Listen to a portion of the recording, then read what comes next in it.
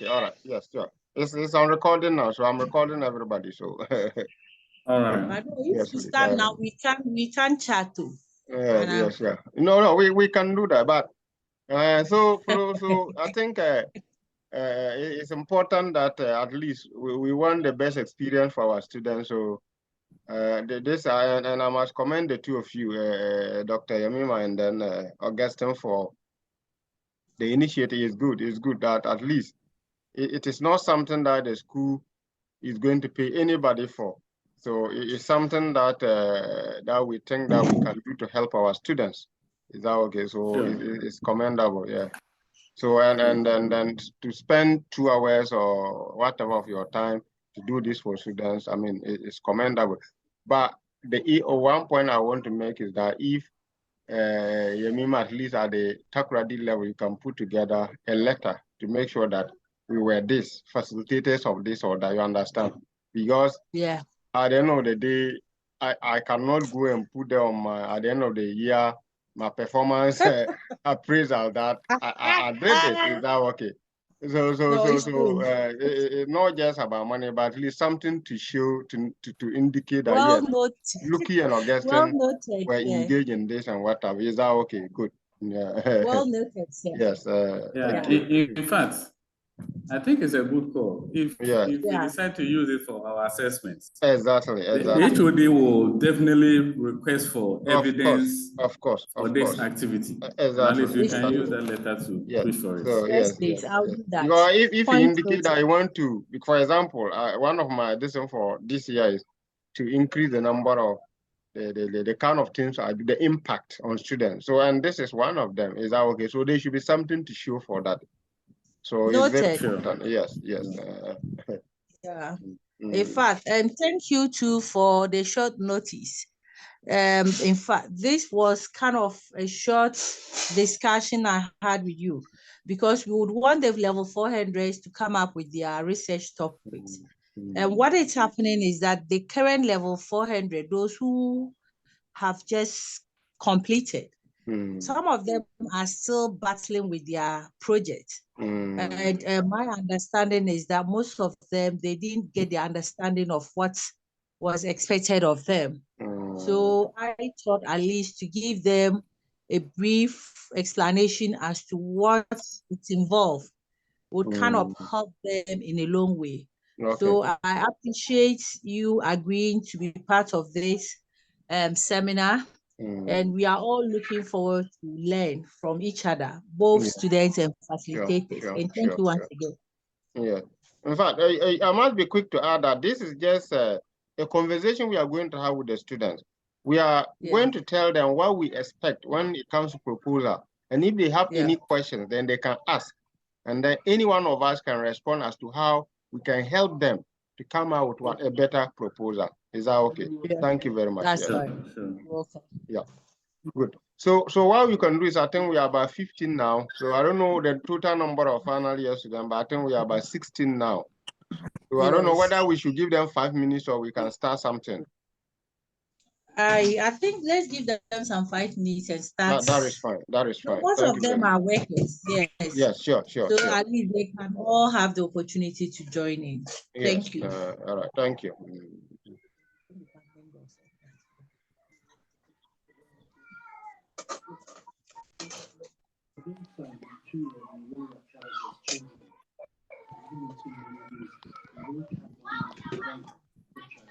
On that note, so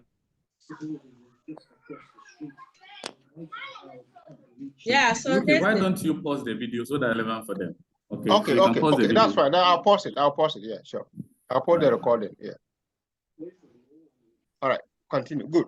So what I'll just do is we are going to look at what constitutes a proposal, the components of a proposal. Is that okay? And I think that this should be an ongoing kind of something. It shouldn't be just one time. For example, after the proposal, then when it comes to literature, how do we help them as how to organize literature review?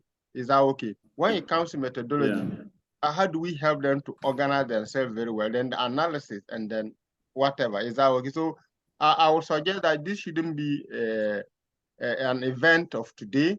that after today, that is all. At least after the proposal, when they are assigned to their various supervisors, we can still have a literature review component as to how to go about literature when it comes to methodology and what have you. So this one is basically, as I said, is going to be probably, I don't know how to put it in form, but it's just to let us know what your supervisor, what the school expects you academically, because there's a format for academic writing. It doesn't matter which university you go to, there's a format, and that is the generic format we want to follow, and what have you. I hope everything's in order. Yeah. Sure. Yeah. So basically, we're going to look at least so far, they don't have supervisors, so they don't have any challenges. So other than that, I would have asked them so far, what are their challenges with regards to going about the work? Is that okay? Good. Now, this is just research. When we talk about research, when you talk about project work, it's all about what research. Is that okay? No, that's search for new knowledge, scientific, and it must be systematic, it must be formal. It shouldn't be arbitrary. You cannot do your own thing. Is that okay? And there's a saying that you have your own opinions, but you don't have your own facts. In other words, in research, you cannot have your own facts. Whatever work you are doing must tell us that this is what is happening and not what you think is happening. Is that okay? Good. Now let's see. Sorry. So let's see. Answering questions through scientific what procedures and what have you did. So it's not just about gathering facts. It's also about making sure that whatever you are doing is systematic, whatever you are doing is formal, and it must follow an accepted pattern as a student. So that's just by the way. So we can look at what we'll be looking at today. So we have types of studies now, and I'm sure when we come to the analysis aspect, either today or going forward, Augustine probably will tell you when you are doing exploratory studies, the kind of analysis you should be doing. When you are doing descriptive studies, the kind of analysis we expect from you. When it comes to diagnostic study, the kind of analysis and then hypothesis testing and what have you. Is that way? So we have different types of research. Your research question or your research topic, your objectives will determine which one of these you are going with. I hope the students, I think I've not heard any student talk, just the three of us. I hope the students they are with us. Yeah, they are here. Yes, we have about 18 of them on board. Good, hello, that is fine. So yes, please. Yes.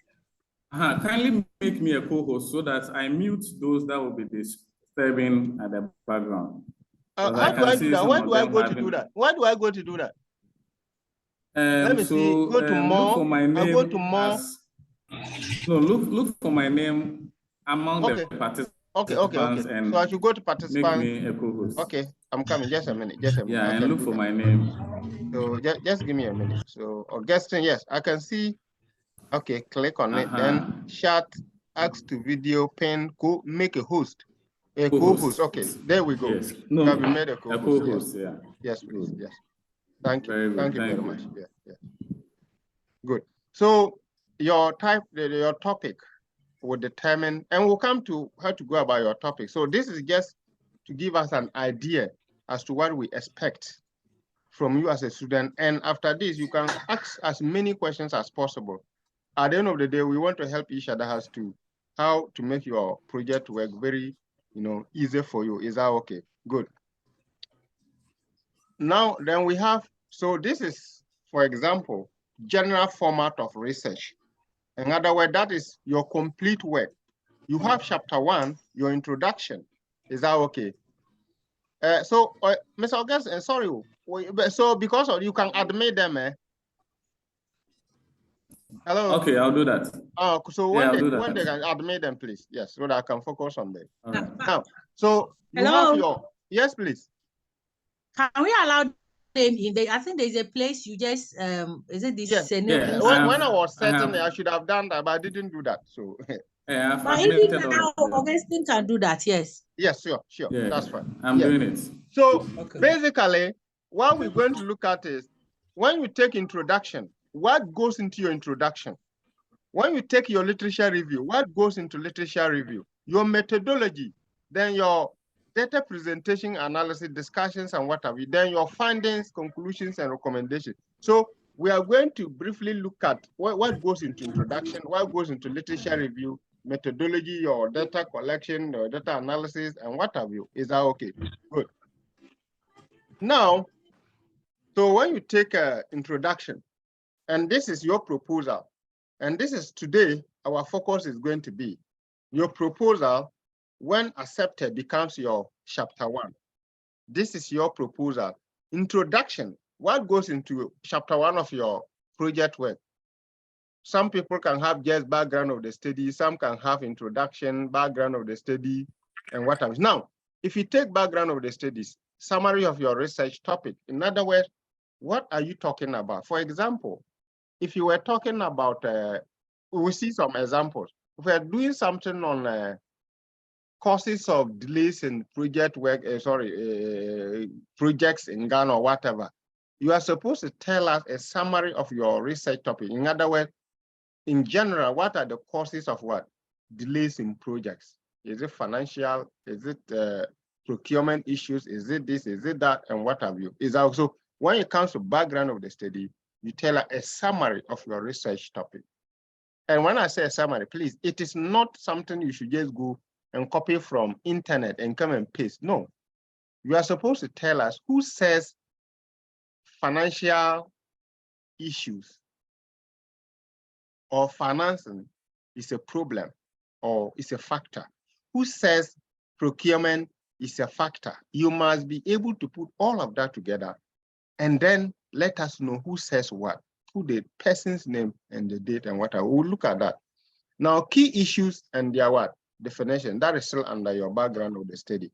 Then you come to your, because we are going to look at a brief example of all of this, I might not want to spend much time, but problem statement, is that okay? What is your research problem? Why do you think that this study is worth undertaking? For example, you are students, some HRM, some procurement, some accounting. Now, if you want to look at corporate governance in a bank using, let's say, Ghana, GCB Bank or whatever as a case study, why do you think this study is worth undertaking? Is that okay? Why do you think the study is worth undertaking? Is that okay? Then your research objectives. What do you seek to achieve? What do you seek to achieve? Your research methodology. How do you go about achieving whatever you want to achieve? You want to find out causes of delays in projects in STMA. How do you go about that? Who and who should be part of your study? Research methodology, very, very important. Justification of the study, significance of your study, how relevant will it be? Is it to academia, to industry, to your, and what have you? The scope of the study. In other words, sometimes people make scope or limitations of the study. Is that okay? Then the organization of the study. Is that okay? Good.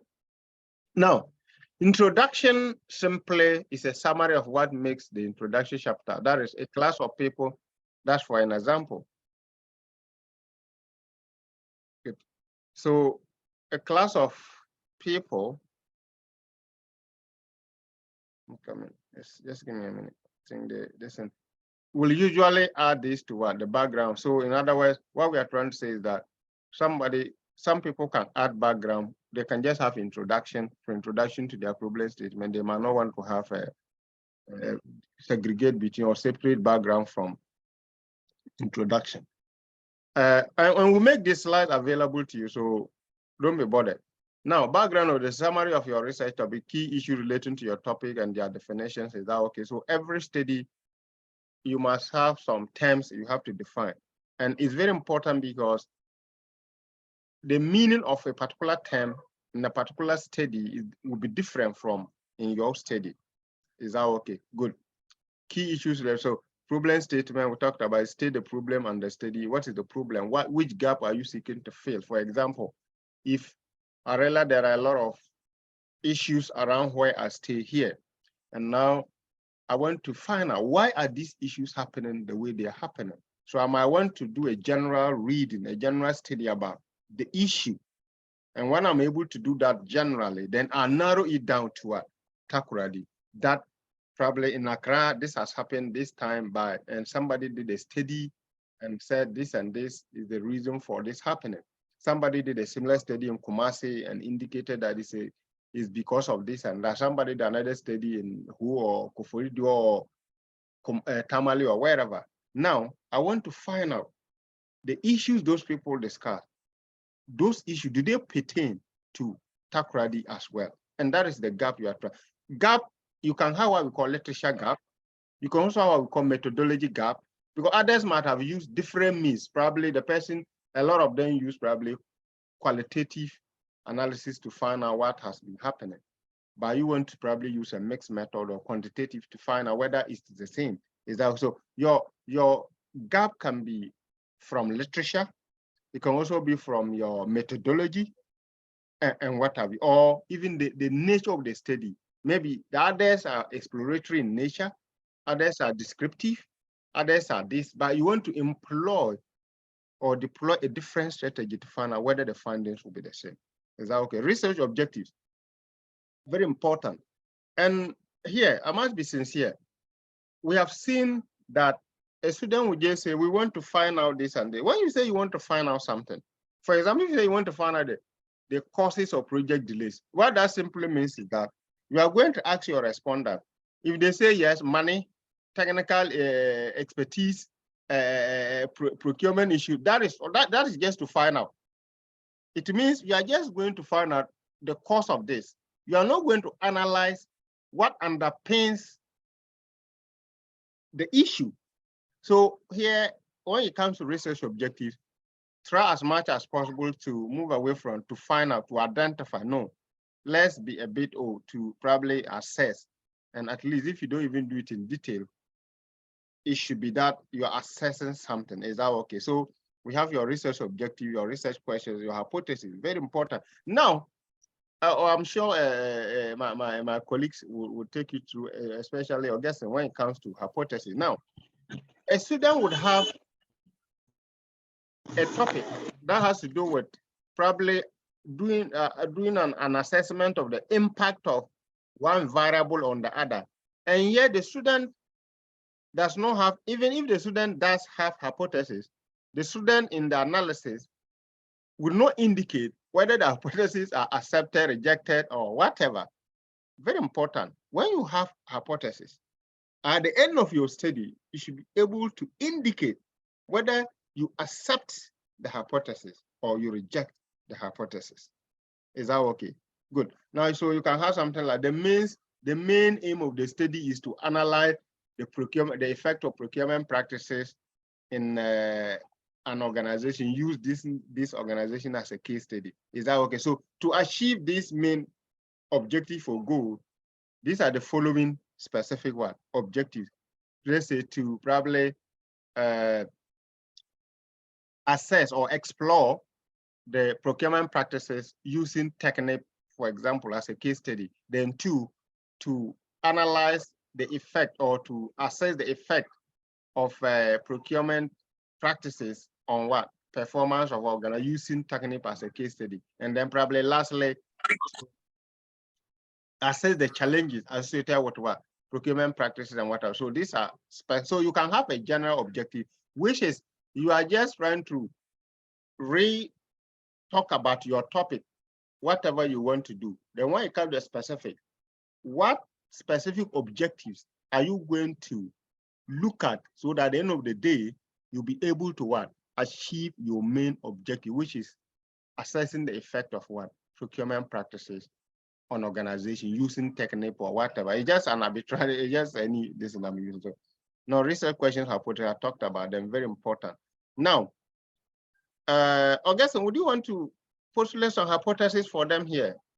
For example, let's just pick any listen, then for them to know what a null hypothesis is, what an alternate hypothesis, and what then we continue.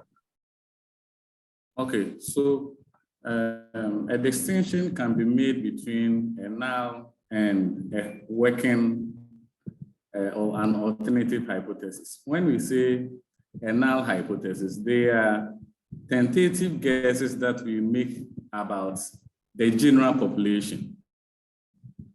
And when we say working or an alternative hypothesis, those are the hypotheses that we test in our research. So a null hypothesis can be stated that there is no significant difference between intelligence of males and females. Okay, that would be a null hypothesis, which is an expectation we have in the general population globally. But an alternative hypothesis or a working hypothesis, which we can examine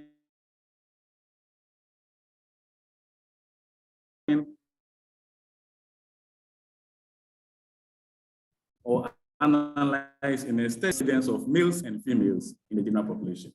Okay. Is it okay? Sure, that is fine. So the indication is that, and please, our good friend students, try as much as not to jot questions down so that when we finish, then you ask questions. Is that okay? That's the most important aspect, the feedback we are going to get from you.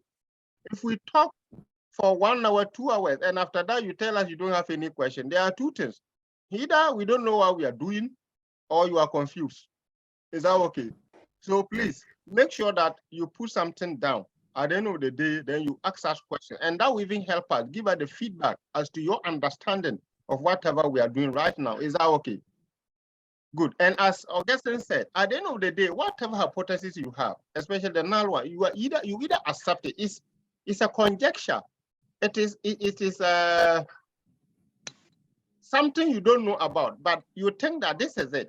Then at the end of your studies, you should be able to accept it, whether it is true or it is not what true. That's why I said you either accept it or what reject it. Is that okay? Good.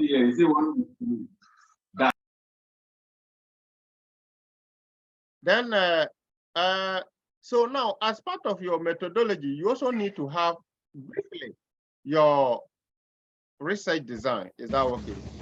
You need to have your research design. You need to just briefly indicate whether your study is going to be both qualitative and quantitative, in other words, mixed method, or it's going to be only one of them. Is that okay? Then the type of data, and basically we have primary and secondary data or both. Now, yes. Hello, Luki. Yeah, please, if probably we could explain to them what qualitative is, what quantitative is. Okay. I don't know, so that they get the difference. Sure. And if I could just go back to the objectives. Yes, there's one more thing they should need to know. If you are formulating this, if you are formulating your objectives, you should use action words, like Luki stated earlier on. Yes. If the targets or you. Okay. Make your research to add this, and then you could explain the qualitative and quantitative design, research design to them, please. Okay. So thank you very much. Yes. Can I continue? Yes, please. Yes. So basically, because it's a proposal stage, I don't want us to go into the details. But what Dr. Yamima Daudeshran says that when you talk about you want to do a qualitative study, what goes into what kind of data collection instruments do you need? Is that okay? You can have what's the name? Observations. You can have what we call semi-structured interviews, unstructured interviews, structured interviews, and what have you. Focus group discussions. Focus group discussion, exactly. Focus group discussion, where you can have a group of 3, 4, 5, 6, 7, 8, 9, 10. Discussing an issue, you put it together. Is that okay? Then when you talk about quantitative, if you can talk about quantitative briefly, Mr. Augustine. Please, Luki, sorry, a hand is up. Please, can we get the recording after the lecture? Sure, we'll tell them, we'll send it to them. No, the hand is up. Okay, yeah, Augustine has even responded, yes. Okay, yes, yes, the person can ask the question, please. I cannot see the hand, that's why. Me too, I can't even see the answer, the person. But the person can ask the question, please. I can't see any hand up.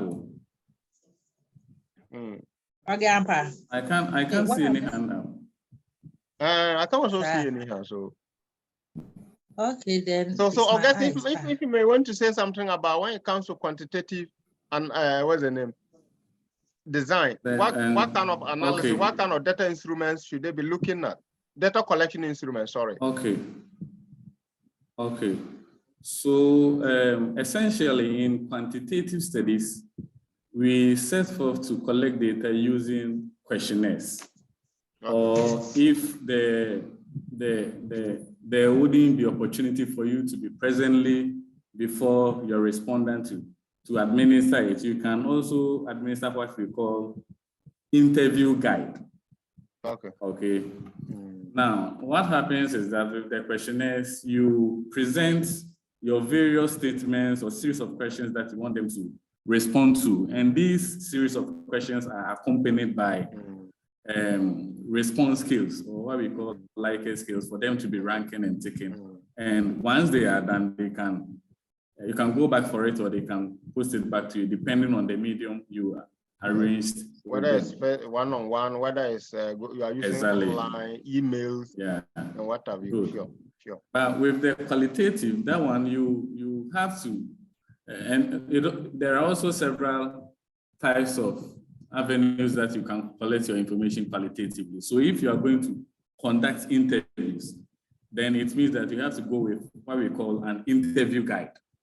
Yeah, now, if you are going to conduct what we call focus group discussions, then it means as the facilitator of the discussion, you have to go in with some prepared themes that the discourse will ensue on. Yeah, sure.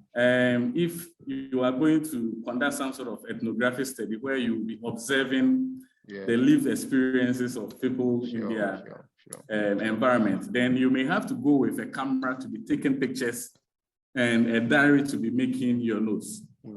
So it all borders on the research question that you are trying to answer. If your research question lends itself to issues that can be counted, then it is advisable that you go the quantitative approach. But if the issues are such that it does not allow itself to be counted, but it comes in terms of non-countable themes, then you have to go the qualitative way. So for instance, if you want to study the success story of entrepreneurs in Ghana,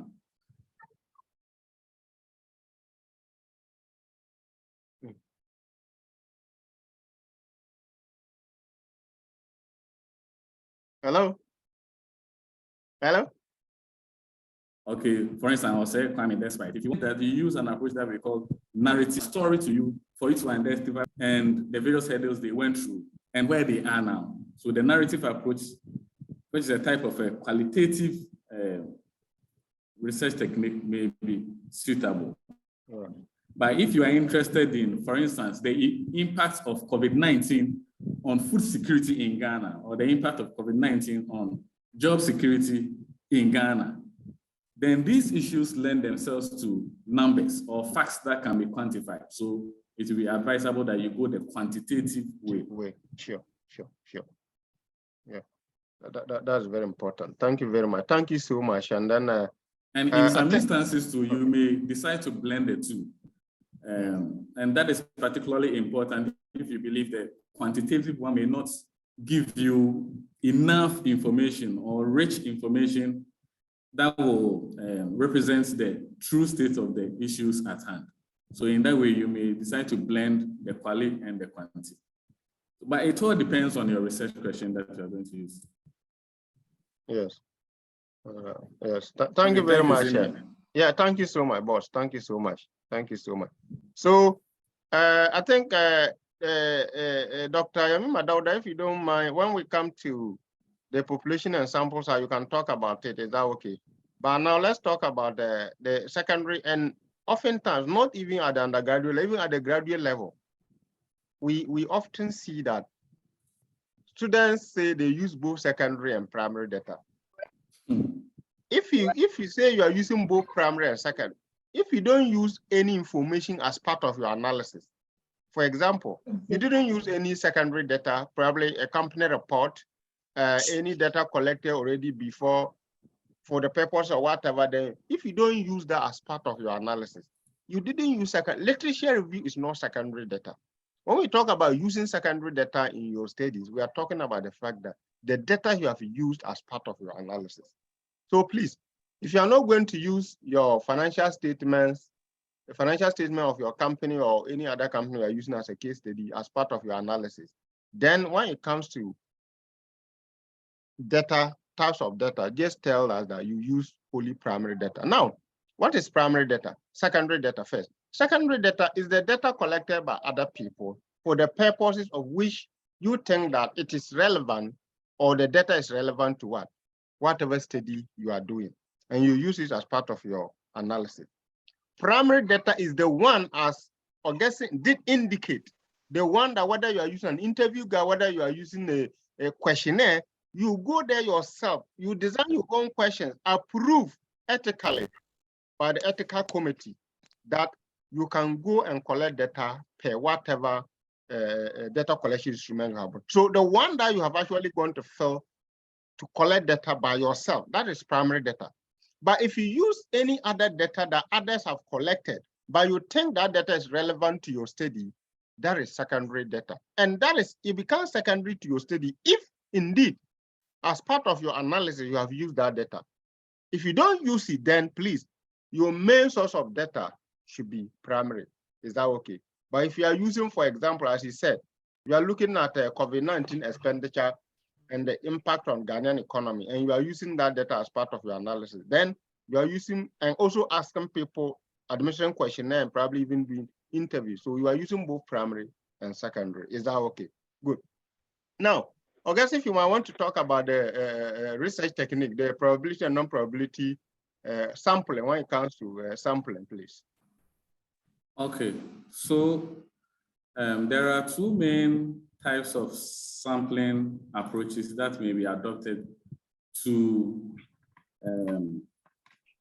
pick your respondents for a given study: the probability and the non-probability ones. And usually probability sampling techniques aligns with research that subscribe to the quantitative approach.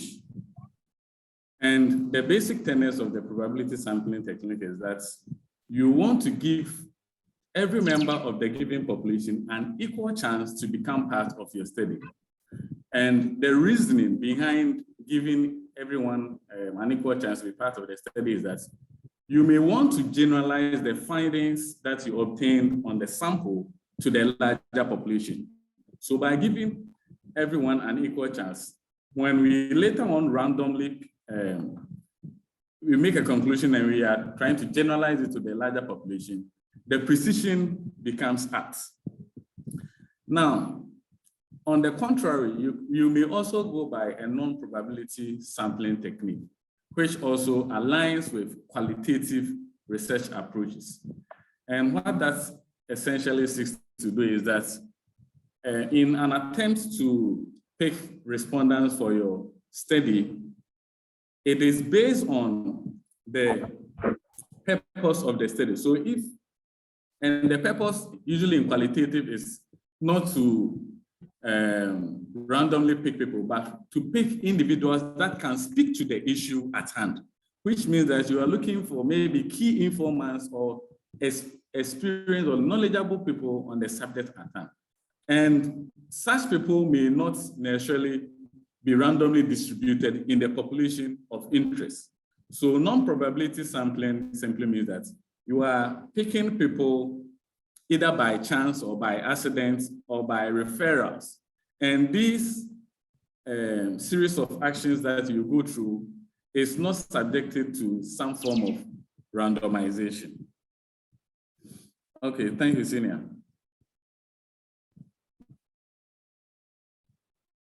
Hello, Luki. Just want to add something to that. Now, for example, he did mention that, for example, let's say if I want to do a study using HRM students, Takoradi campus. Now, if we can, I guess I wanted to give some examples of this non-probability, like snowballing, what's the name? Sampling, quota sampling, convenience sampling, and what have you. right. Now, an example, if I want to do a study amongst HRM students in Takoradi here, now let's use snowballing as an example. Let's assume that I don't know all the HRM students. So what that means is that if I meet Madam Gloria Ada, then I ask her, oh, this and this and that. After filling her questionnaire, I can ask her, do you know any other HRM student? They'll say, oh, yeah, she's here. Then that will lead me to that person. After that, then I'll ask that person to. So that is snowballing. That is just by the way. Is that okay? So there are a lot of examples of probability and what? Non-probability sampling. Is that okay? Thank you very much. Then, Dr. Yemi, if you want to talk about the population and the sample size, please.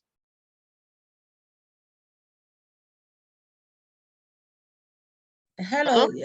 Yes, please. Yes. Okay, class, when we talk of population, basically the population of the study has to do with the group of individuals of interest. Which group of individuals are you going to use for your study? So an example, my population could consist of staff of GCTU, or it could be made up of HRM students of GCTU. So if you talk of GTC, it means the entire Ghana Communication Technology University. So you want to focus on the HRM. And most of the time, this population is arrived at based on your topic. That is, if the topic, those group of individuals are of interest to the topic. And assuming we add all the groups of HRM students, we might have a larger population, but that would be the population for the study.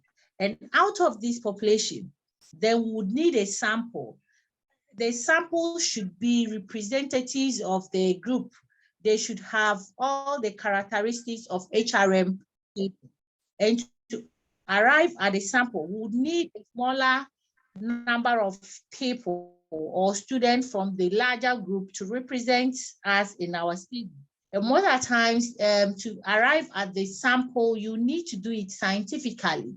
Scientifically means you could use a formula. We have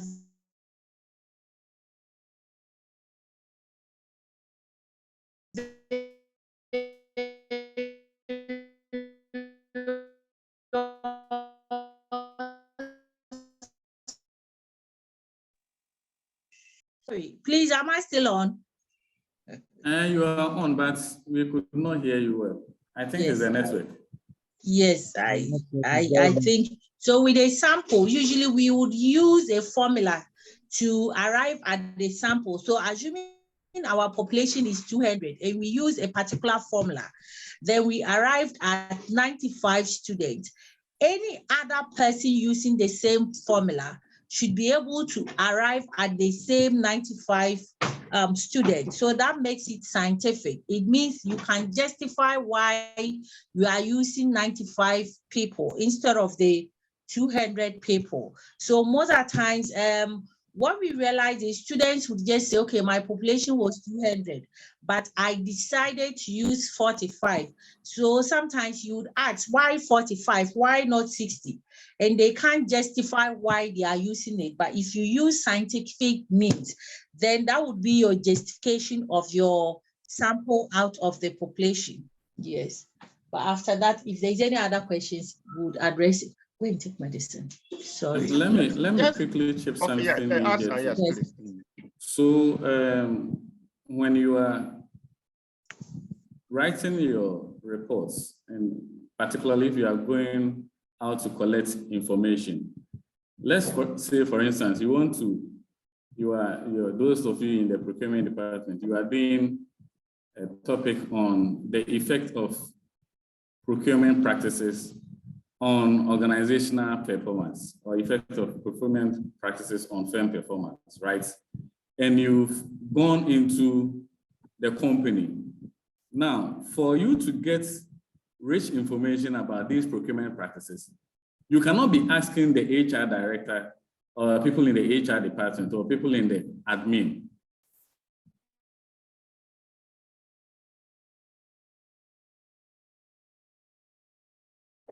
relevant or key informants for your speak to the issue of what procurement practice. Now, the fact that you need to write about your population and some does not mean that if you go and your targeted population is 40, you will still have to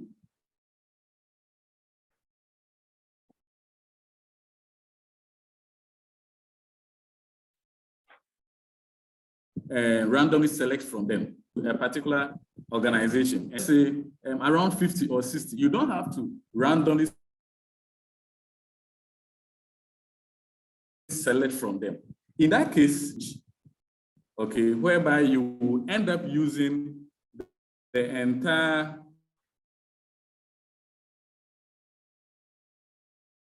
population.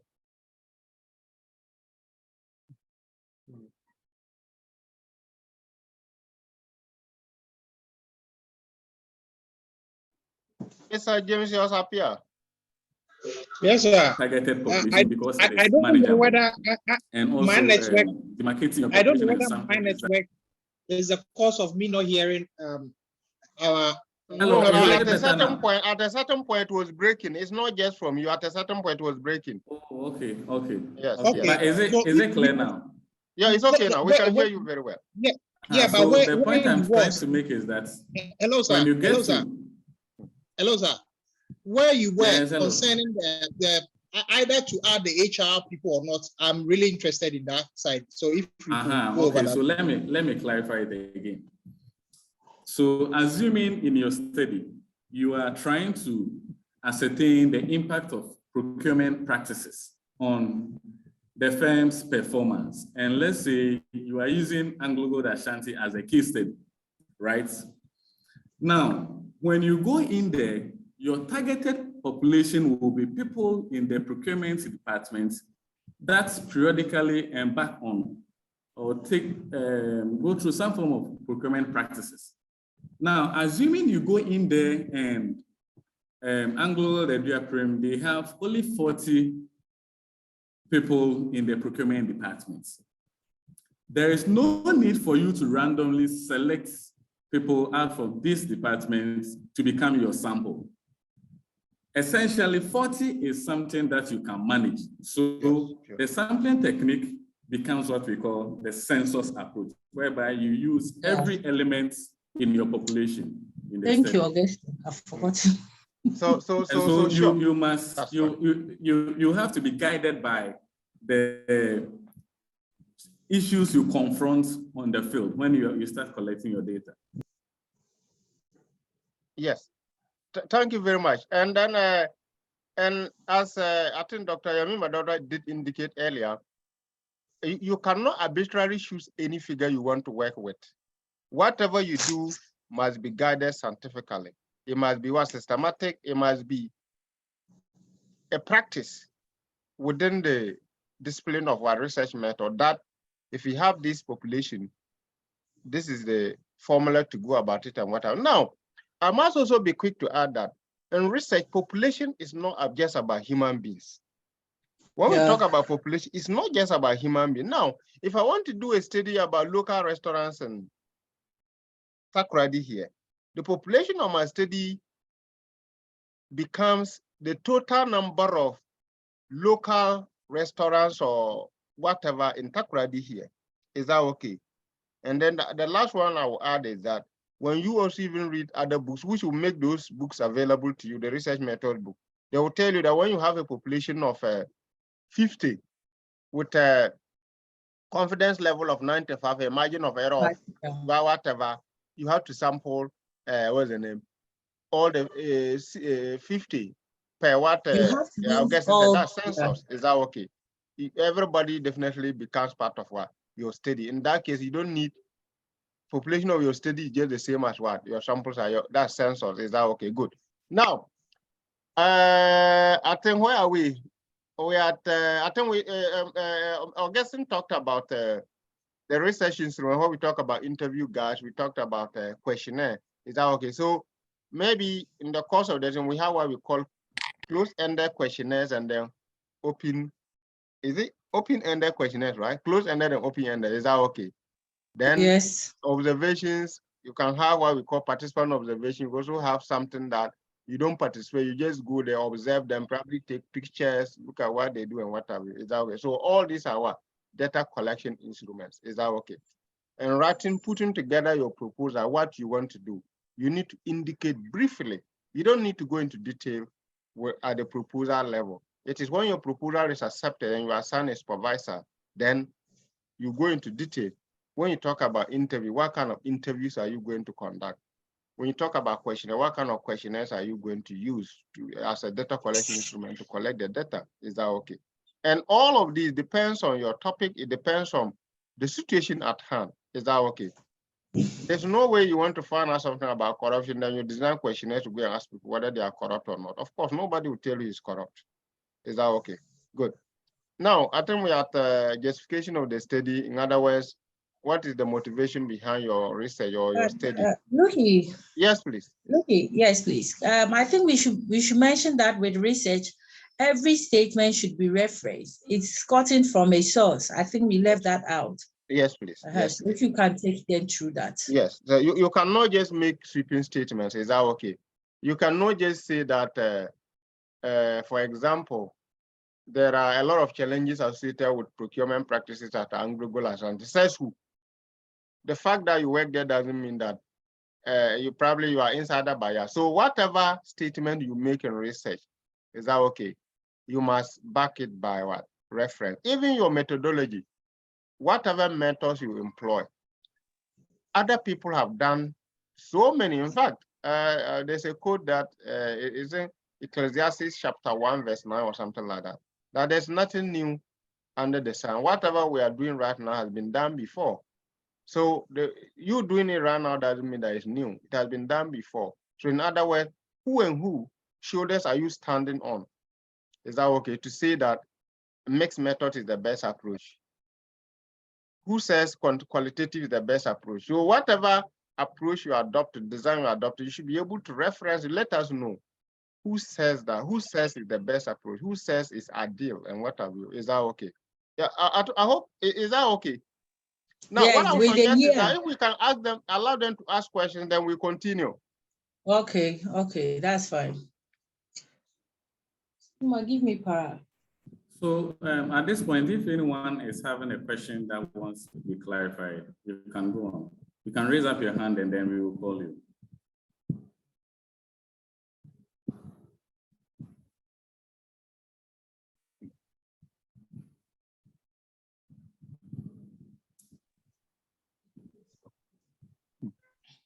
If there is something you need clarification, this is the time.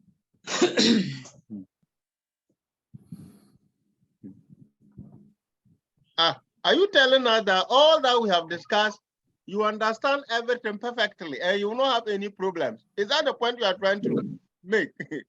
Hey. Hello, sir. Hello, sir. Hello, sir. Please. Hello, sir. Yes. Yeah. You see, some of us are having issues with the internet. So if I am even having a question, I am not sure it is answered or not. So we are waiting for some of the recording to be, some of us to listen to the recording, because the network sometimes for about 2 minutes, 3 minutes, I'm off. Mr. Appiah, it doesn't matter. You ask the question. If we have talked about it, we tell you we have talked about it. If we haven't, then we'll respond to it. Please ask. Okay, let me take us back to where I said I was really interested in what Mr. Augustine was talking about. Maybe the topic, the topic performance of procurement on so that's why I said the impact of, is it on business or something like that? That's what I heard. Yeah, the impact of procurement practices. That particular thing, when he said that when you get there, you can exclude, or you need to exclude the HR people. I am having a challenge there. Why? Because the procurement. Mr.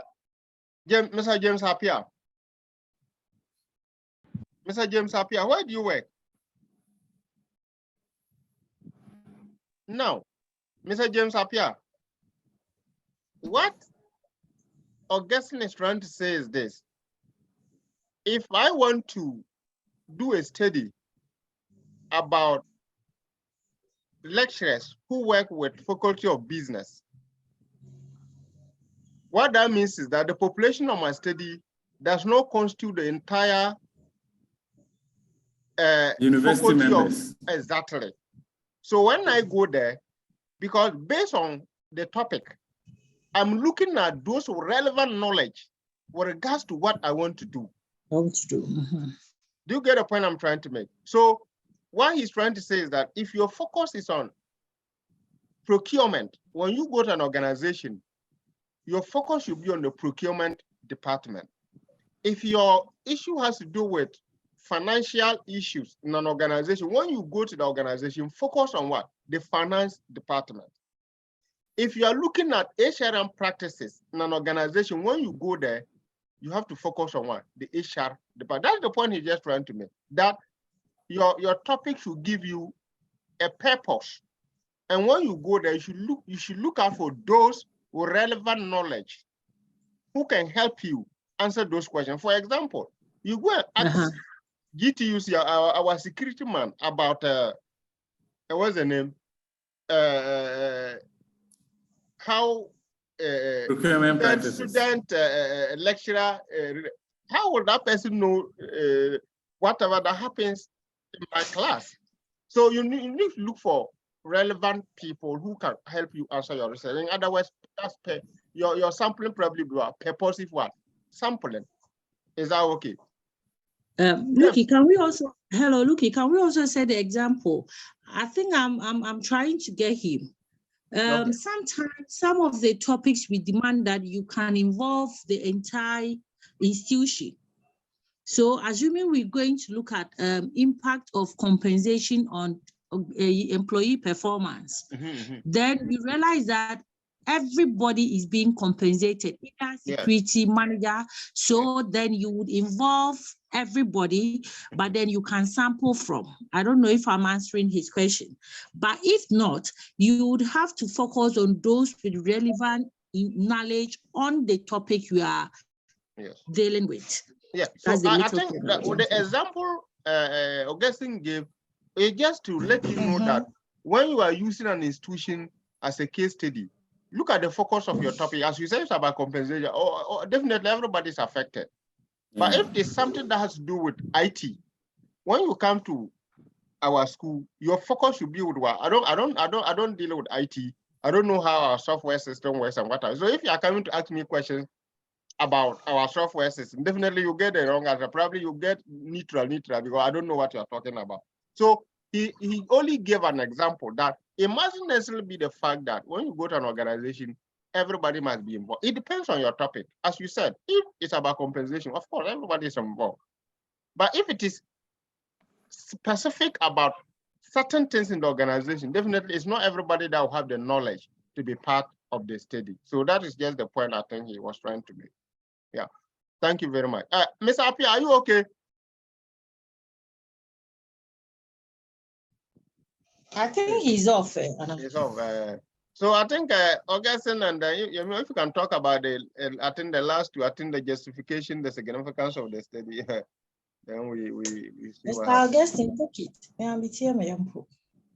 Yeah, hello. Can you come again? My line was breaking. Somebody sent a question. He says, please, in all, what do you seek to achieve from a project work? I'm coming. Somebody sent a chat. He said, in all, what do we seek to achieve from a project work? I'm talking about the purpose of the project work, please. I'm still at the office and it's noisy here, and that is why I decided to type. Thank you. He's asking, what do we intend to achieve from the project work? Briefly, what I can say is that is a requirement for your degree. That is one. Two, it is important that the program you are doing or you're undertaking, let's say you are an HRM procurement student, we believe that from level 100 to 400, you should be able to identify something in society that the 4 years of your study, you should be able to identify an issue, a problem that you want to find out why this is happening.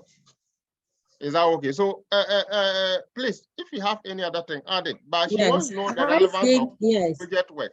The relevance of project work basically is to solve societal problems. You know, the main objective of undertaking higher education is to come out as a problem solver. So that's how come you have to come up with gap. And then your findings would suggest, you realize that most of the times, most of these projects, they propose solutions to problems, societal problems. So maybe in advanced places, they come up with solutions and industry would invest in most of these solutions and then they take it up. It's just that here, most of our students don't even undertake their project themselves. So when they ask them to come and justify their findings, their recommendations, it becomes problematic. But I think basically just to find solutions for societal problems. Augustine, if you have anything you can add. Oh, I think you've summarized essentially why it is required for them to undertake a project. So let's make progress. Yeah. So and even that, look at your significance of the study. How relevant is your study? Your study must add up to knowledge. Whatever references you have been making with regards to what others have done is because somebody did something some time ago. So we believe that whatever you're also doing right now, in future, somebody should also be able to stand on that and make reference that was in Oseboashi 2022 did a study using Angroga Asante and came out with this and this and that. Is that okay? So somebody too should be able to stand on whatever, just as you did, somebody too in future should be able to stand on whatever you have done to be able to what? Make reference. Now, what is the importance of your study to your field of study? You say you want to be a procurement specialist. The work you are doing, how relevant is it to procurement industry or as a discipline? You said you want to be an HR person. You want to be HR manager for Talo. You want to be HR manager. The work you are doing, how relevant will it be to your field of study, to whatever you do? How relevant will it be to policymakers? Well, will somebody say, Mr. So-and-so did a study and came out with this recommendation that this HR policy is very important and that it should be used? This procurement practice, that somebody did a study and came out that, look, we should expand it from our procurement laws and replace it with this and that. Your subject of study, the industry where you work and what have you, is that so your study must add up to something. It mustn't just be about, unfortunately, most of you, it's just because you want the certificate. They just think that what is relevant to them is just to get a certificate. But believe you me, those of you who in future probably will go into teaching, you would wish you had taken whatever we are talking about today seriously. Thank you very much. Then I think hello, yes. Yes, please. So let me quickly add that in order for you to carry out projects or studies that will be relevant to your field, it is advisable that you pick topics you are familiar with. So if, for instance, you are a marketing or an HR student, this is not the time to be experimenting with topics in other fields of discipline.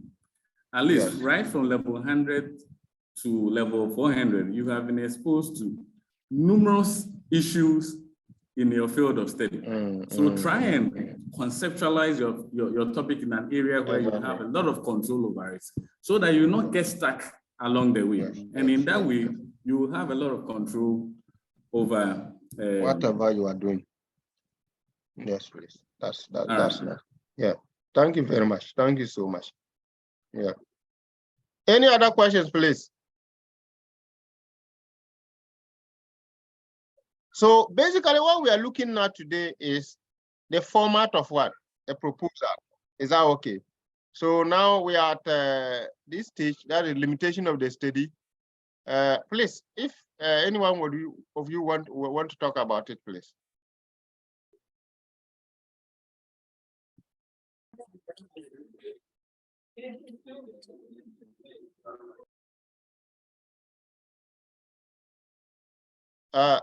If any one of you want to talk about it, Dr. Dawda and my good friend. Okay. Yes. Okay, so essentially limitations of the study. I thought you were referring to students.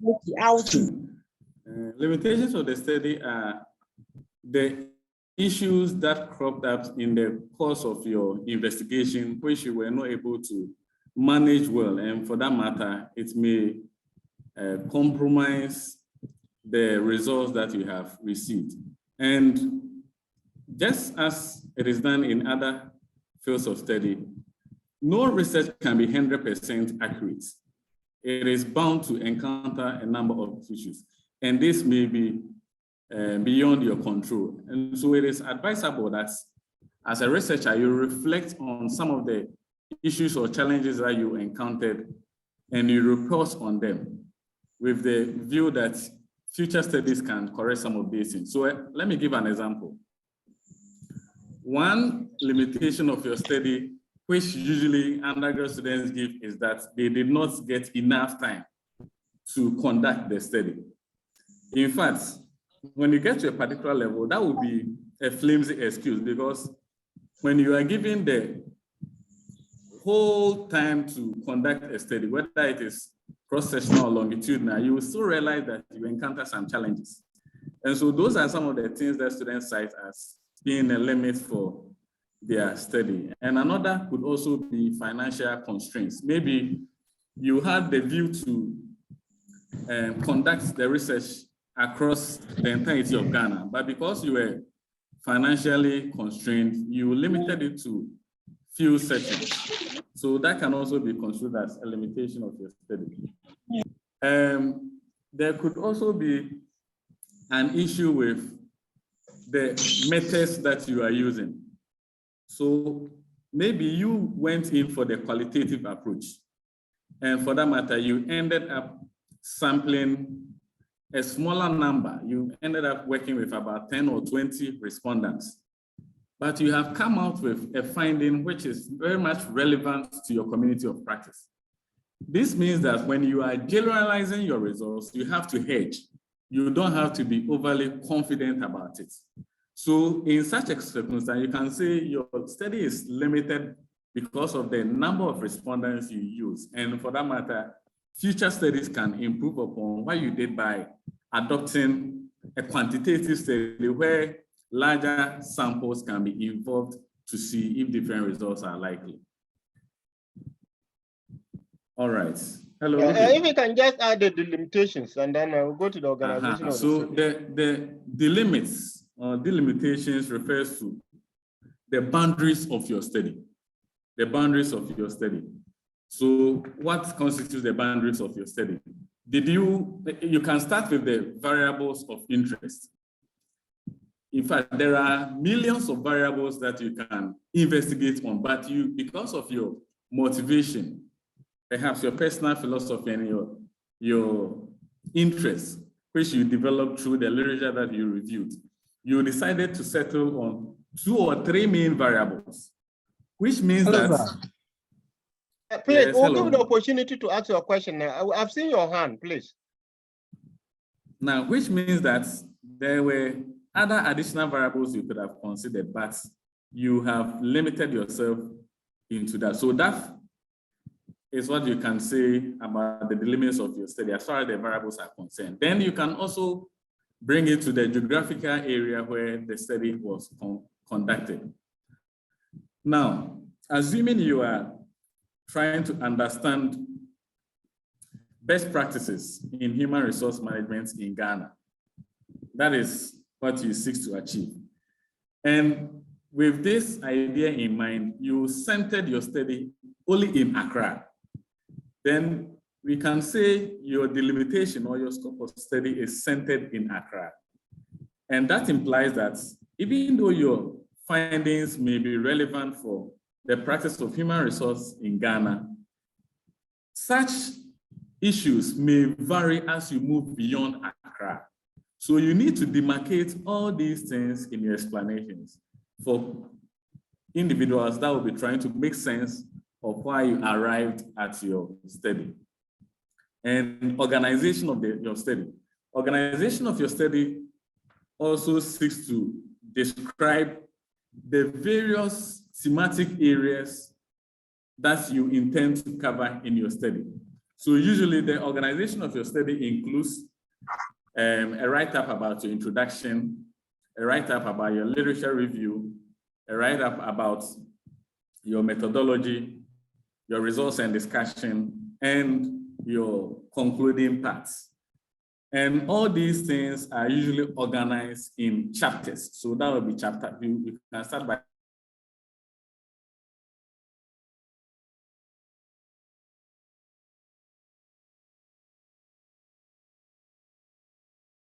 saying chapter 1 of my study, then chapter 2 of my study, theoretical review, conceptual review, and empirical review of the literature. Then chapter 3 of about my methodology, which involves the research approach that was used, the research design. So all those fine details needs to be captured in a fine way under your organization of your study, so that anyone that picks your study will have a cognitive map of what to expect when they move from one chapter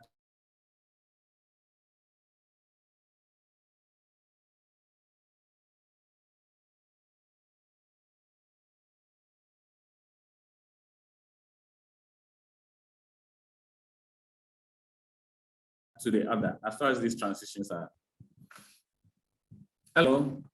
Yeah, we can hear you, please. So if there are some questions.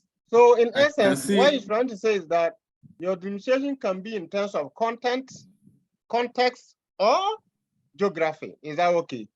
Yeah. And then the important thing here too is that you need to indicate how that would affect your what? Your study. Is that okay?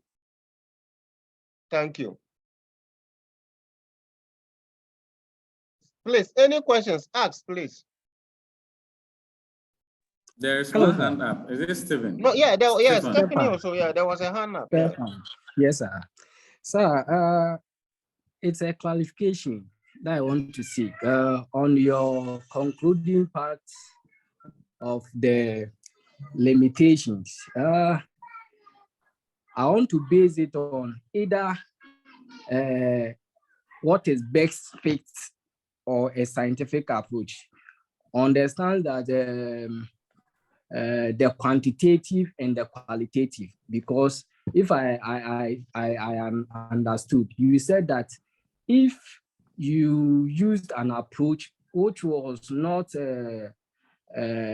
scientifically proven, and you are making it in your conclusion that because of this is a limitation, you have to hedge, and that you said the next or future studies should, or you should propose that future studies should not go your way.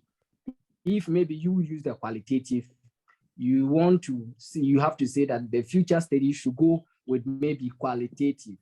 So that is why I'm asking that in choosing these approaches, is it the one that best fits the subject that or the topic that you chose, or it is something that you have to do it on scientific approach, sir? Okay, so first of all, going the qualitative or the quantitative way does not compromise the scientificity of your research. So just as in qualitative approaches, there are lay down steps that you can go through systematically to solve a problem. The quantitative approach to, there are equally important ways that you can use to achieve it. Now, the point I was trying to drag home is that each of these approaches, they have their limits.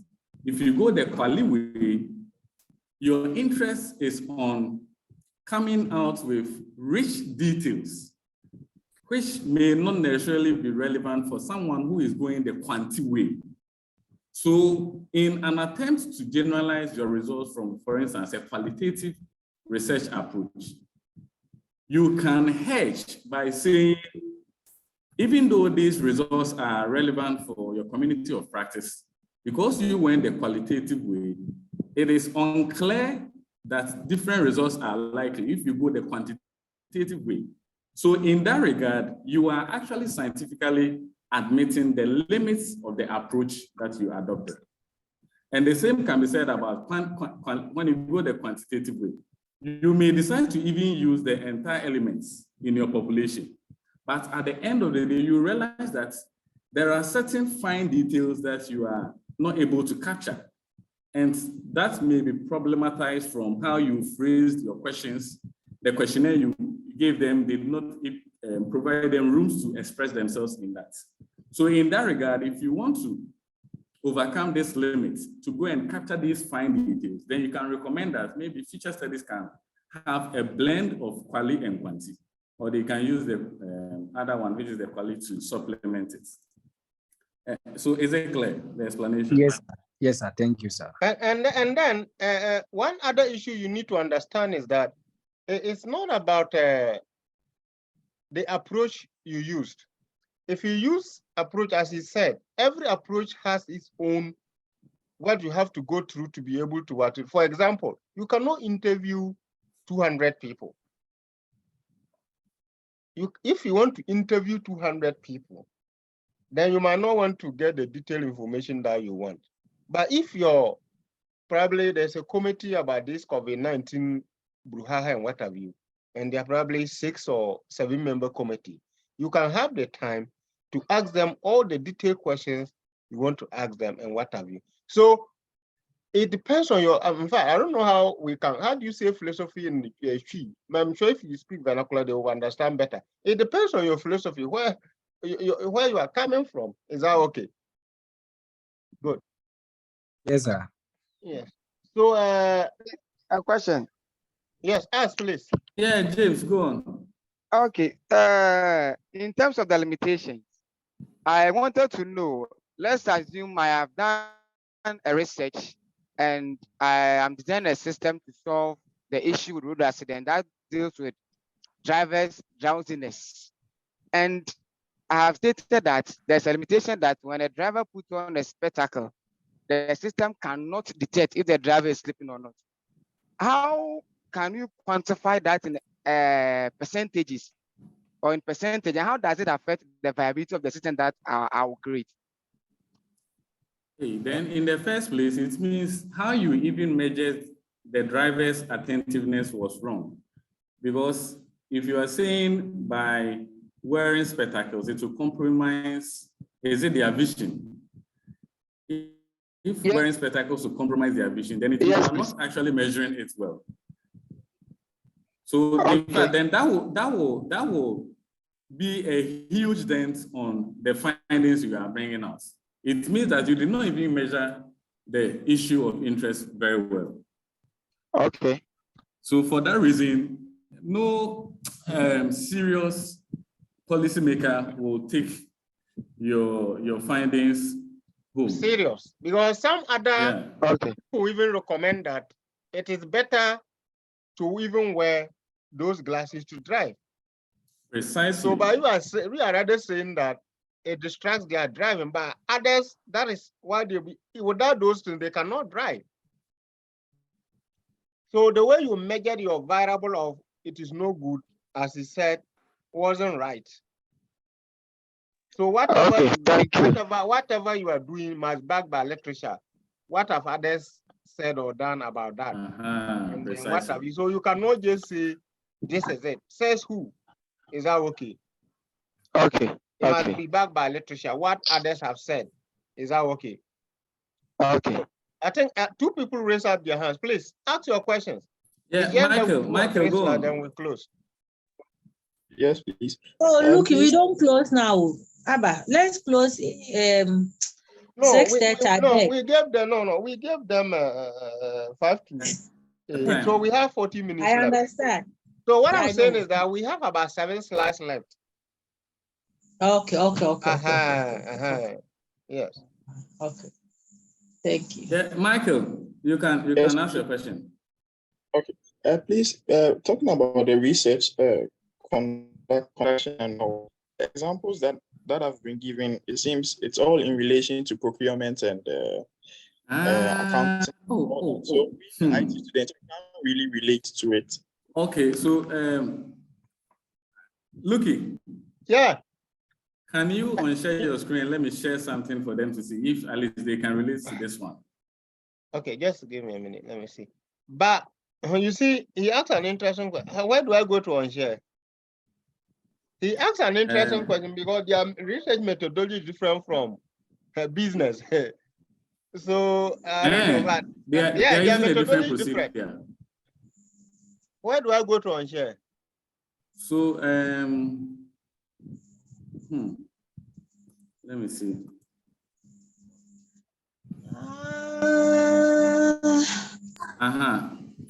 Is it off? You can, okay, just give me a minute. You can share your, you can. All right, so let me. Yeah, you can share your own. You can share your own now. All right.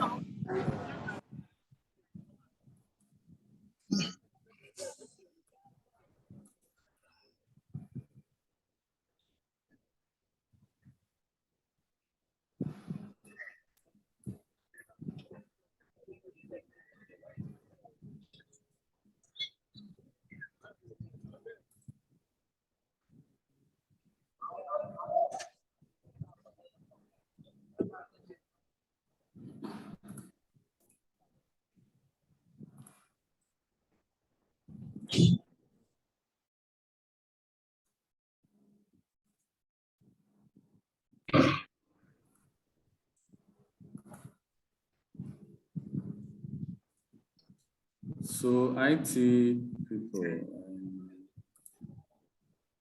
Okay, so this is a literature I was reading recently.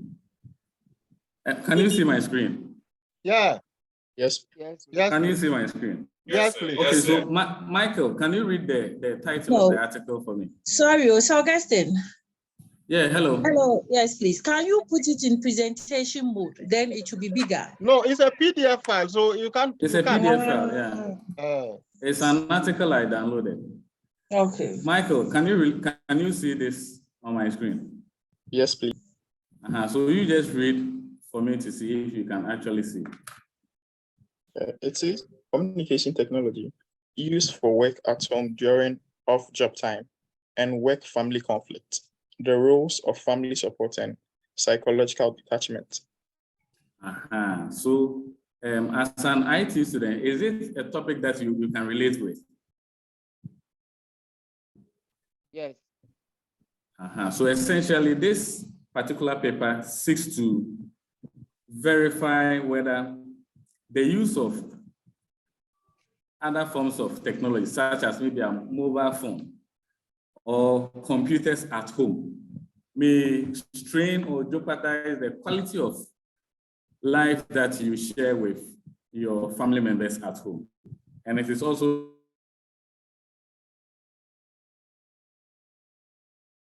trying to buy the support you are getting from your family members and the amount of psychological,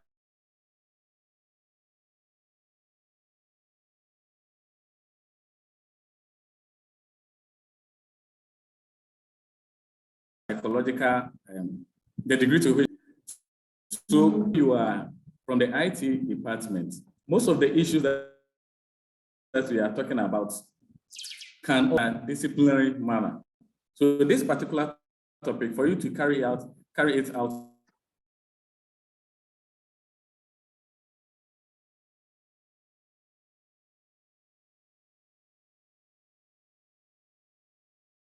well, you need to have some knowledge about or HR. You can now ask your question so that I'll sit with it in this paper for you.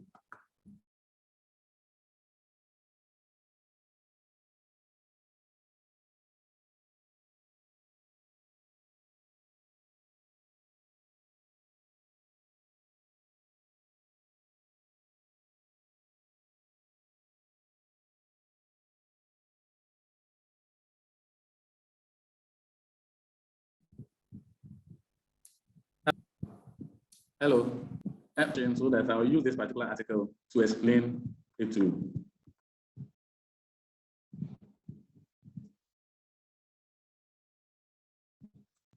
Hello. Yeah, we can hear you. So I'm expecting them to ask the questions, but it seems. Anyway, any other question? So look, you can continue. Okay, that's fine. Thank you. Let me share it. So yeah, basically, while we talked about, okay, all right.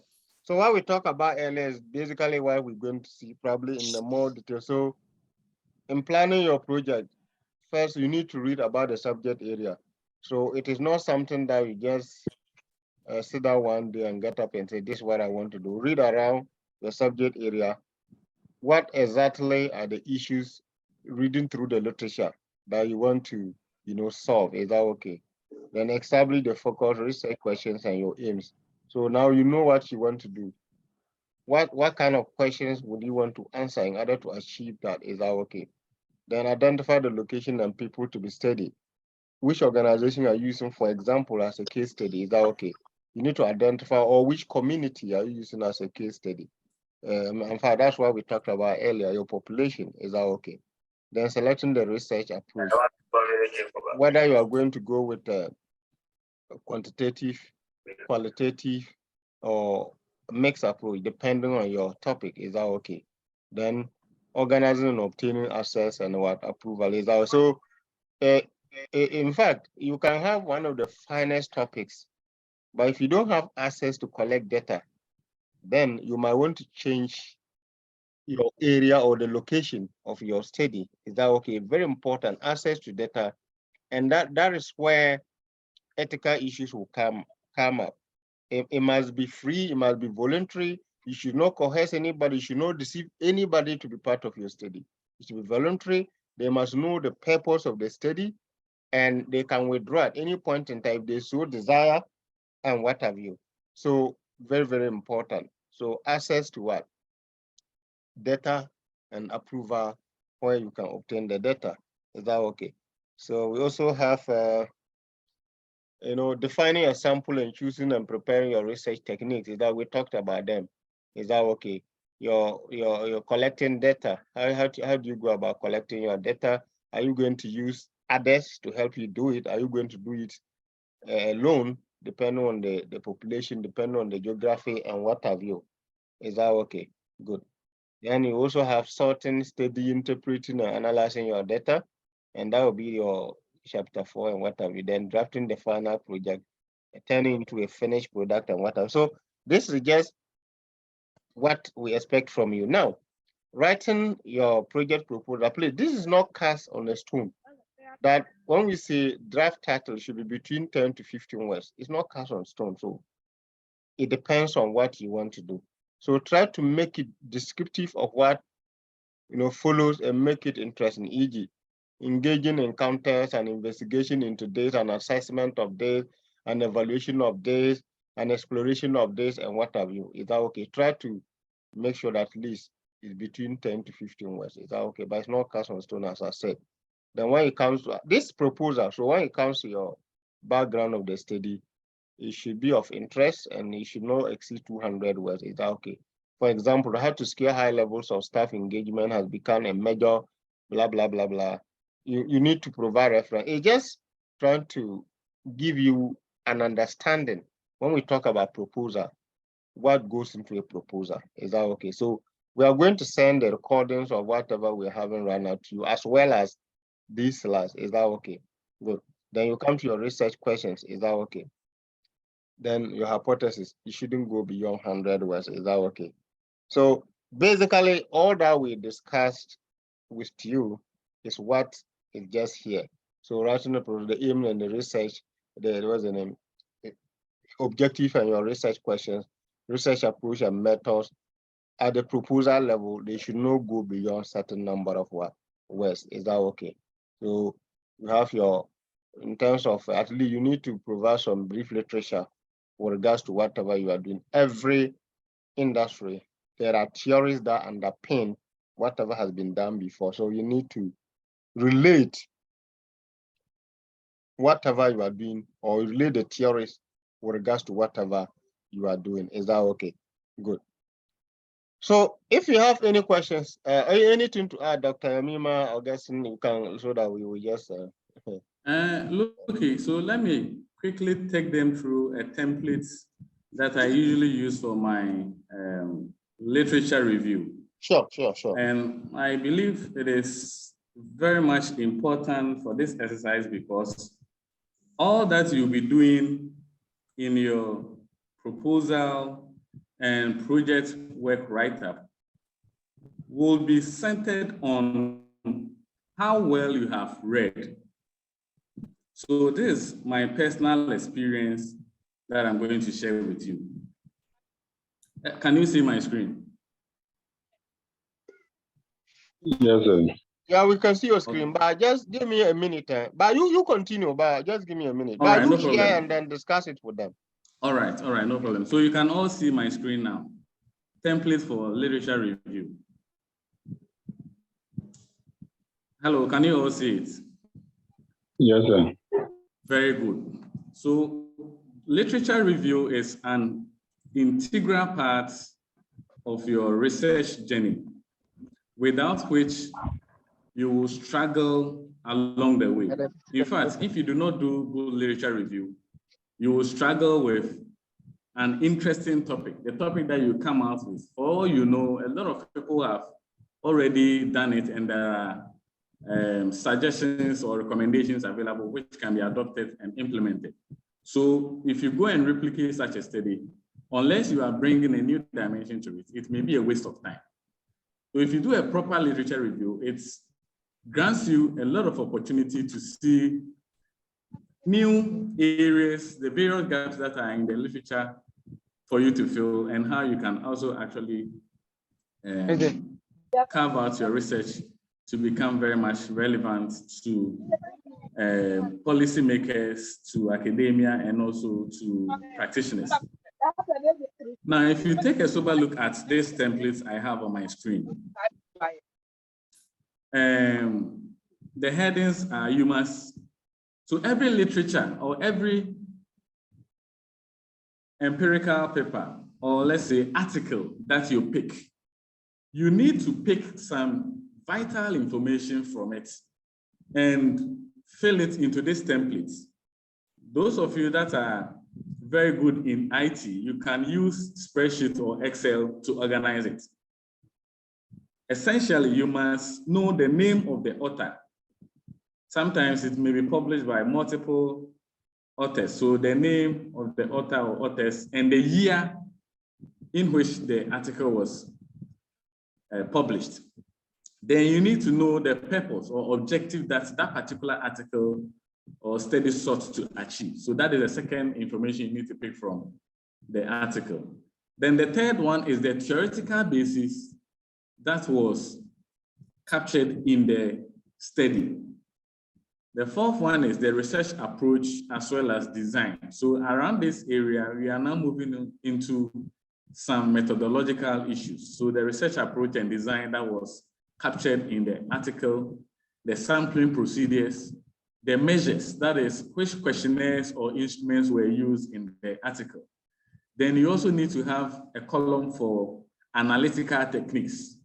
Did they use regression, t-tests, and so on and so forth? What was their key findings? And these key findings deals with aspects of the study that are relevant to the present one you are doing. So they may be reporting about other things which are not relevant to your study.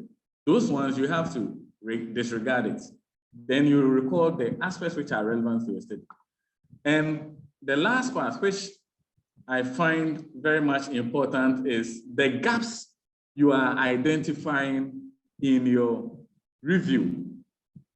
So let's go back to the article that I showed earlier on. And with these headings in mind, it means that whenever you pick an article or a study, you need to identify the authors, their objectives, their theoretical background, the research approach, design, sampling, measures, the analytical techniques, their findings and gaps. And let me quickly add that these are just guidelines. You may decide to add additional columns based on your interests. So you may decide to add additional columns to capture issues like the population and sample that were used for the various studies. And how do you identify these things when you download an article or you come across a study of interest you want to review? So usually, so I'm going to share my screen with you to see a sample article. Can you see my screen now?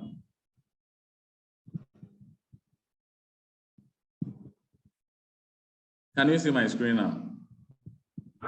Yes, sir. So you see this particular article, assuming I am going to review this, and mind you, at this level, you are expected to review at least 10 empirical papers. And when I say empirical papers, I mean published or peer-reviewed articles in the area that you want to study. So let's assume this is the first paper you want to review. Now, I said the first item you need to pay attention to is the name of the author or the authors. In this particular instance, this is where you find the names. So, Zhang Wang, Zishen, Yongjia Duan, and pardon me for my Chinese because I'm not. You are advised to be using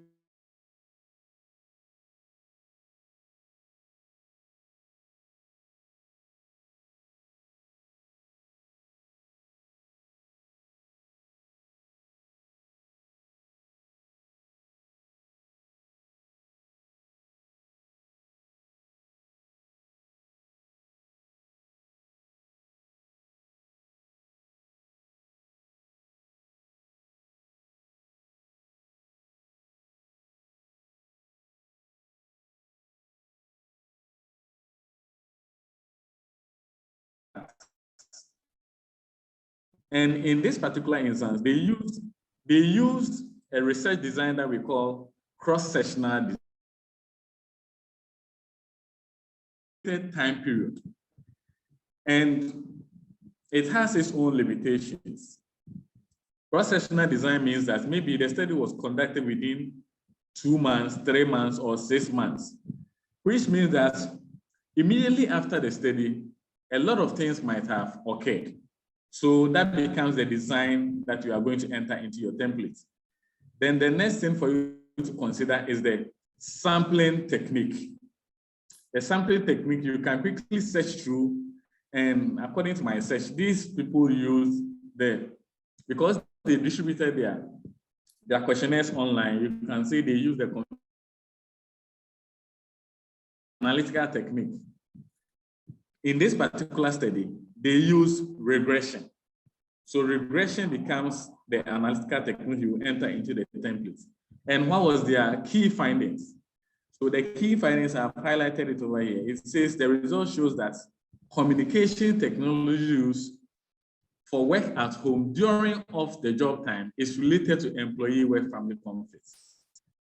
And which simply means that the more you use some form of technology at home to perform works that are supposed to be carried out at the office, it will lead to your experience of work-family conflicts, whereby the quality of life you spend with your family members will be compromised. So that is your key finding. Then you also have to reflect on all that you are reading to see whether you can identify a research gap in it. All these things have to be done in a creative manner. Now, once you are able to do this for, assuming you are reviewing 10 articles, and you are able to do this for all of them, you will end up having enough knowledge about the subject matter or the problem that you want to investigate into, so that when you start writing your background, you will know what to put in there. So when you get to, for instance, your theoretical review, you will not struggle to identify theories that are relevant to the study that you are conducting, because you must have come across several theories which are running through all the empirical papers you are reviewing.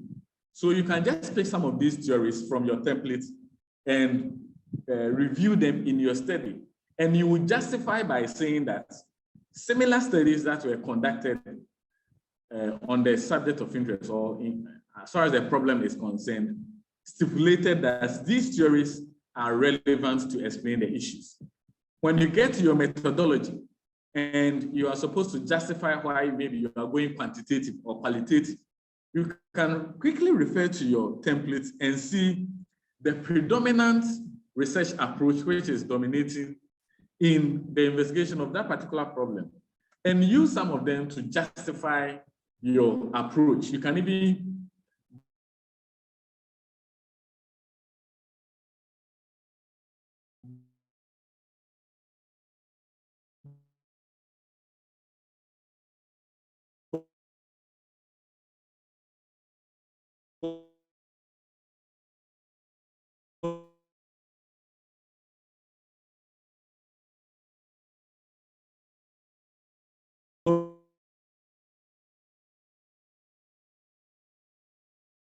Yeah.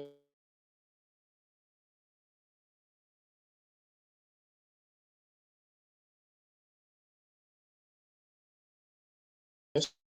Yeah, we can hear you, please. I think it went off, but it's back. We can hear you.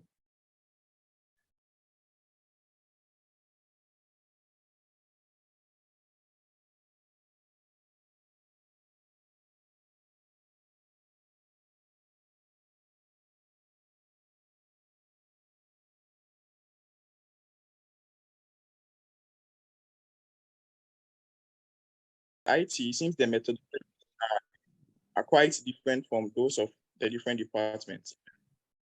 If there can okay. be that. Okay, so I am not so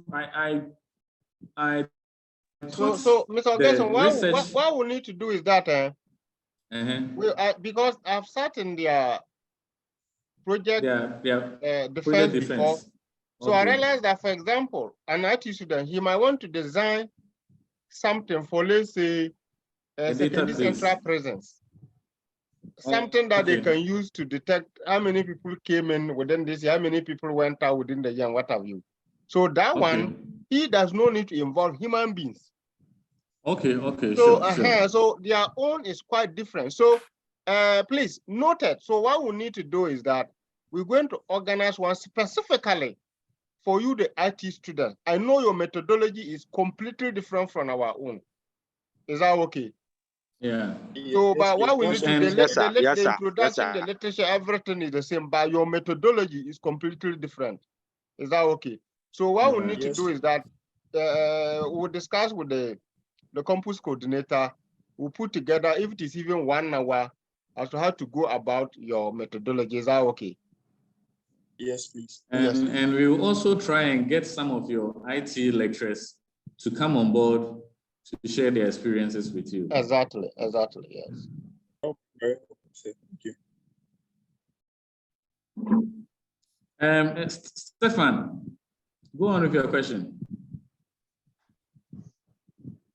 Yes, sir. You made mention in your this thing that your research or the paper that you shared did their sampling on convenience sampling sampling size. And I want to ask, is creating Google form, is it an example of the convenient one that you talked about? Stefan, your line was breaking. If you can repeat the last part of your question again. Are you asking whether the use of Google Forms will mean you are using convenience sampling? Is that your question? Hello, sir. Yeah, is that your question? Sir, Hello. I went off a bit. I wanted to know. Hello, sir. So are you asking, is the use of Google Forms, does it amount to convenience sampling? Yes, sir. Okay. So it all depends on the strategy with which this Google form link was shared. Let's assume I want to, I am trying to gather students' experience on campus. But with this, my sampling technique is simple random sampling, which means that I have to pick every student randomly. This means that I can have a bowl and put piece of papers in it with numbers written on it for the students to participate in the sampling phase. And thereafter, I'll be sending the link to the ones that will actually pick yes to participate in the study.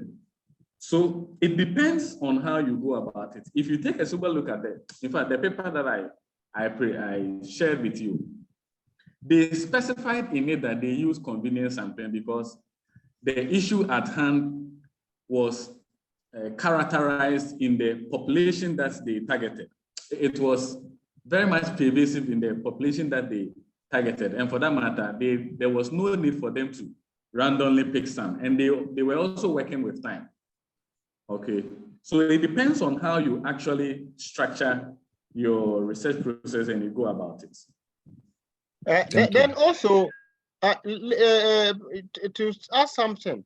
Now, if I want to do a study on GCB customer experience, is that okay? Using the main Takoradi main branch as a case study, I can decide that. In other words, what is convenient for me probably is that I can go there today. Whoever that comes in there, and then I'll administer my questionnaire. Whoever that tomorrow, maybe tomorrow next for 3 weeks or whatever. After that, then I think, oh, it's okay. That is what is convenient to me. So don't just link it to Google Form. No, that one is because of COVID-19 and other issues. That is actually why it became so popular and what have you. So Google Form is just a form of helping you reach out to people who you are not here with. For example, I want to do a study using Tamale or WOW or whatever as a case study. Of course, instead of traveling there, if the people are lettered, they can read and write. I can put in a form of this and send it to them and whatever. Is that okay? So don't just think that because it's convenient to sit at home and design it for them to feel for that is convenient sampling. No, no, no, that's not it. Is that okay? Thank you. All right, so any other?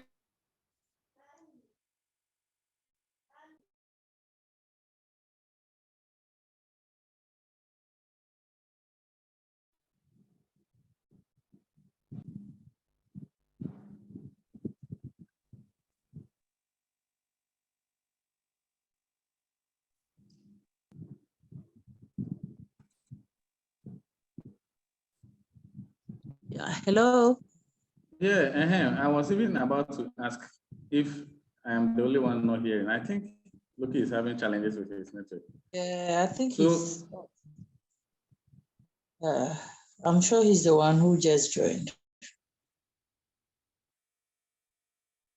Are there any questions to share ideas? Hello. Okay. Yeah, so please, I do you don't know. have further questions for us? Hello, sir. Michael. Yeah, so the reason I was asking the question the reason why I asked the question is that most of my colleagues, when we talk about project work, all we have in mind is, okay, I'm an IT student. Let's say I've come to GCTU I've been in GCTU for 4 years and I'm in my final year. And I've noticed that they have challenges in keeping maybe class attendance or something. So me being an IT student, I want to develop an app where maybe a student joins a class. The moment he joins the class, he logs in. And the moment the class ends, he logs out so that the system is able to take the attendance that, okay, this student participated in the class. So basically, that's what we have in mind. And we really couldn't relate to all that was going on. Yes, I did indicate that, yes, it's true. I understand your situation. Is that okay? I know your methodology, sometimes you don't even work with human beings. Just you say you can just develop a software, give it to the lecturer. What's the name? Link it to the course. When they log in, then you know. So in every session, you know how many students came in within this time, out of this time, what have you. I understand. So that's what I said. We'll liaise with the campus coordinator. We'll get one of your own to be able to help you. Also try, as Augustine said, try to, talk to your tutors. Is that okay? And what have you? But we'll try and get one for you too as well. Is that okay? But then the literature review applies to you. Whatever software you are designing has been designed somewhere before. So you must review literature and acknowledge those people. Let them know that, yes, this has been done here, this has been done that, and what have you. Is that okay? So noted. We'll take good care of that. We'll liaise with the campus coordinator, and then we'll get everything done for you. Thank you. Lucky, please, was it 2 hours? Actually, I made it 3 hours, but you said 6 to 5 to 7. Yes, so let's try to work within time. That's what I'm saying. So we have 7 minutes more. So if there are no questions for me, we can just, we can bring it to an end. Yes, yeah. Okay. Then when the video goes, then you can send it to them. I'll send it to you to send it to them. Yes, please. So thank you, facilitators. I really do appreciate your coming and sharing with us the way forward, how to go about our project work and how to even come up with our proposals. Yes, please, level 400. At least we've had the introduction, and going forward, if you have questions, we are still around to help you address them. But we would have, after this, you are supposed to come up with your project topics. So in the next week, we would be sending mails and asking you to come up with your project topics. We will be giving timelines. So is it going to be individual or group? No, it's going to be groups. Okay. But what we do is with the groups, maximum two, yes. So at the last time, what happened is most of them came back wanting to change their group members. I will still look at it. By Monday, Tuesday, we'll be sending mails and giving information as to how the groups should be formed. And probably you have about a week to think through and come up with proposed topics so that we would come together and refine the topics before we assign you to supervisors. Thank you, students, for coming. This is not going to be the end of it. We'll find time and probably organize another one before you are done with your studies. And we are always around to help. Somebody's hand is up. Michael. Okay. Yes, sir. Sir, please, you talked about maximum of 2. So what happens if the class number is an odd number? That means one person is supposed to work individually. Or... Yeah, so in my experience, we will give you the room to form groups of 2, but most of you will come back because you will realize your colleagues are actually loafing. They are not contributing, and there will be so much stress or strain on you. So that is why we are not encouraging you to have larger numbers. In fact, if you want to go solo, that will be the idea. But if you think the issue you want to investigate will require you to work with another member so that you go faster, then 2 should be enough. In fact, last semester, we had to disband a lot of groupings and let them do it individually because at one point, the other party was dragging or not caring about the projects altogether. And this is an issue that we resolve periodically. So that is why we don't want you to be having larger group sizes. Yeah. And then please, my IT and engineering students, I will talk to your lecturers and they would also organize a similar forum like this So they take you through your methods. I know it's different. I've also sat in your defense before, so I'll talk to them, then would agree on time and send you information. Thank you all for making time to be part of this session. Allah bless you all. Thank you, madam. Thank you so much. Thank you. Thank you. But All right. after this, James, please, I'll need to talk to you. Okay. Good. Yes, I think they did well. At least we have about 45 students there, and that's very nice. Now good day, now good day. Can I hear also? Please, I only know now good day. And then you are saying now good, actually whether you understand also. All right, have a good evening. Thank you. Ale, thank you. So Dr. Dauda Augustine, I will send the slides and then the video recording to you. Then we share with the students. Sure. Yeah. Okay. Thank you very much. Okay, senior. All right. Yeah, All right. thank you.